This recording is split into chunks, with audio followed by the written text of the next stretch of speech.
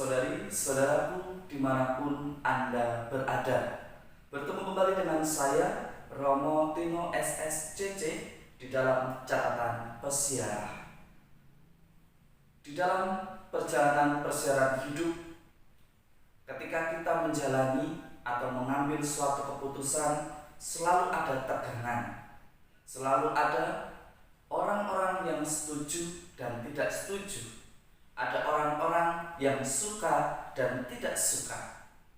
Tetapi di dalam beriman, hendaknya kita memiliki prinsip untuk selalu menuju kepada kebaikan dan mengikuti kehendak Roh Kudus dan bukan kehendak atas kemauan diri sendiri.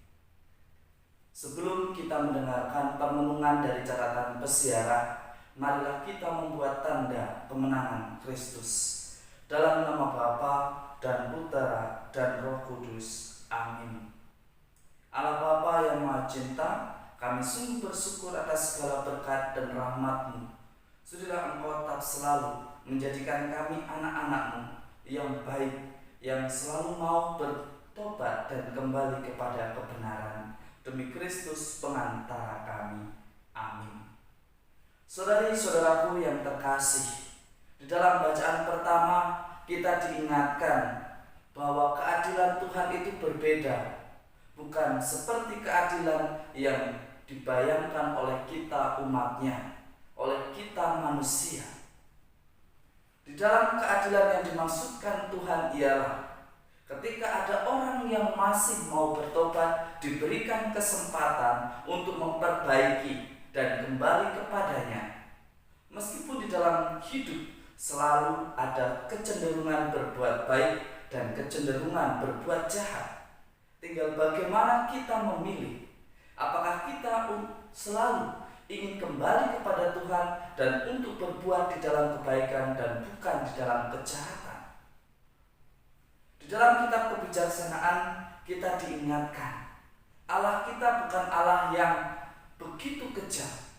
Dia tegas, memiliki prinsip, tetapi di dalam cinta kasih-Nya yang selalu digerakkan oleh belas kasih-Nya, Ia tetap memberikan kesempatan kepada manusia untuk selalu bertobat dan kembali kepadanya. Tentu di dalam perjalanan hidup kita mengalami begitu banyak tantangan, kesulitan. Bahkan kadang kita merasa cemas, kita sudah merasa tidak sanggup. Bahkan kita merasa bahwa Tuhan lari daripada kita.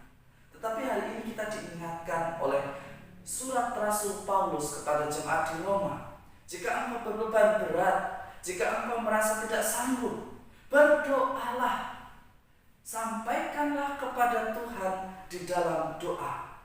Doa itu adalah cara yang paling sederhana, tetapi faktanya sangat sulit untuk dilakukan. Untuk setia di dalam doa. Seringkali kita berdoa ketika kita susah, tetapi ketika kita senang kita lupa untuk berdoa dan mengucapkan syukur. Doa selalu pujian, syukur, dan memohon kehendak Tuhan terjadi dalam hidup kita, dan memohon pengertian dari diri kita dan sesama kita akan rencana Tuhan. Tetapi seringkali di dalam doa justru kita menyalahkan Tuhan, bahkan kita justru ingin mengatur Tuhan.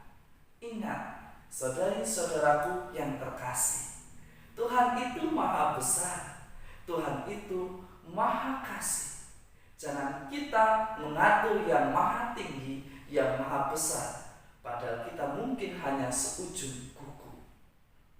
Kita kadang perlu sadar betul, sebelum kita berbicara, sebelum kita berkata-kata, beranilah kita mengevaluasi, mengkritik diri kita sendiri. Dan ingatlah, doa menjadi hal utama yang mesti kita pegang. Hal yang kedua yang ingin saya sampaikan, bahwa di dalam doa kita bisa berkomunikasi dan meletakkan masalah itu serta mencari solusi supaya kita tidak hanya berfokus pada masalahnya, tetapi bagaimana cara untuk mengatasinya. Mari kita mohon penerangan Tuhan. Dan yang terakhir di dalam Injil hari ini sangat menarik. Di dalam Injil Matius, ini kisah tentang ilalang dan gandum. Seorang petani menaburkan biji atau benih itu semuanya baik adanya, bibit unggul.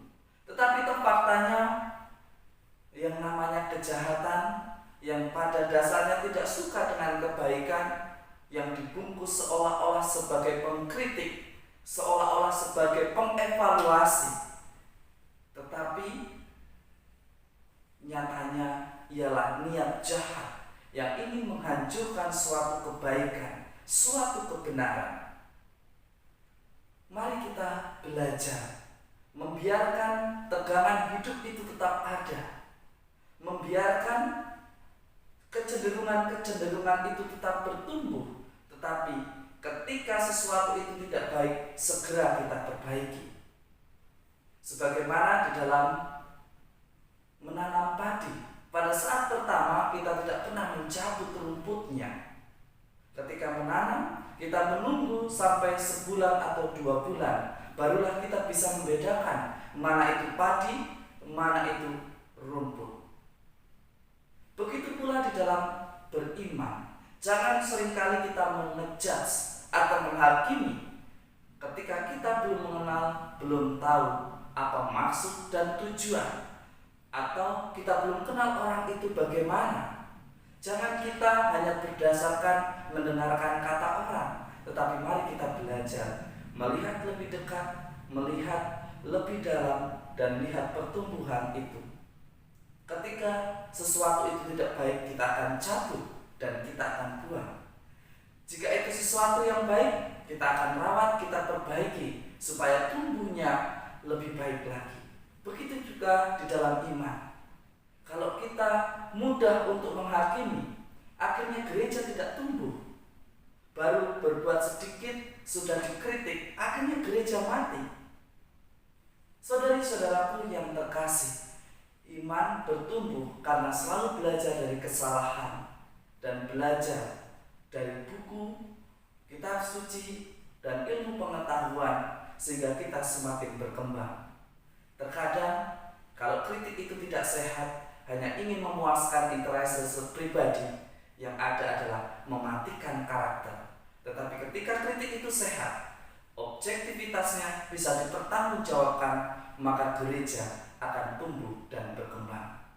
Biarkanlah padi dan rumput itu bertumbuh bersama, tetapi ada saatnya ketika menunjukkan perbedaannya, kita hanya memilih tanaman padi. Kita hanya memilih mereka yang mau berkembang dan mau berbuah. Itulah yang dikehendaki Allah, maka hendaknya kita selalu bertumbuh dan berbuah. Semoga berkat Tuhan selalu menyertai kita semua dalam nama Bapa dan Putera dan Roh Kudus. Amin. Selamat hari Minggu, dan semoga di minggu hari ini kita menjadikan hidup kita dengan pilihan-pilihan yang menuju pada kebaikan dan menghasilkan perkembangan yang memiliki buah yang banyak. Selamat hari Minggu, selamat berkumpul bersama keluarga, dan tetap semangat. Tuhan memberkati kita semua.